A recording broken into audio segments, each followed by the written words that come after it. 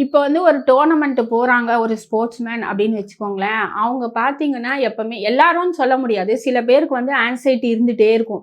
இந்த ஒரு மாரி ஒரு பதட்டம். பதட்டம் இருந்துட்டே இருக்கும். ஐயோ! நம்ம வந்து ஜெயிச்சாகணும், ஜெயிச்சாகணும்னு சொல்லிட்டு. அதேமாரி ஸ்ட்ரெஸ், கவலை இருக்கும். அவங்க அந்த டோர்னமெண்ட்ல எப்போ நெனைக்கிறாங்களோ கலந்துக்கணும்னு சொல்லிட்டு, அப்பத்துலேருந்தே அவங்களுக்கு வந்து அந்த பதட்டத்தோடயே இருப்பாங்க நெறைய பேர் பார்த்தீங்கன்னா. அப்ப என்ன என்ன பண்ணலாம் அப்டின்னா, நம்ம வந்து அந்த பதட்டத்த நம்மளால கண்டிப்பா குறைக்க முடியும். அதே மாரி அவங்களோட ஸ்ட்ரெஸ்ஸையும் குறைக்க முடியும். அவங்க ஒரு ஒரு அவங்களுக்கு வந்துட்டு ஒரு எனர்ஜிய கூட நம்ம வந்து கிரியேட் பண்ண முடியும். By pudding needle. ஸோ இது எப்படி சாத்தியம் அப்டின்னா, கண்டிப்பா இது சாத்தியம் தான். ஸ்ட்ரெஸ் வந்துட்டு யாரு குடுக்குறா அப்டின்னா, நம்மளோட ஹார்மோன்ஸ் தான் இருக்குதுங்க. செரட்டோனின் ஒரு இருக்குது.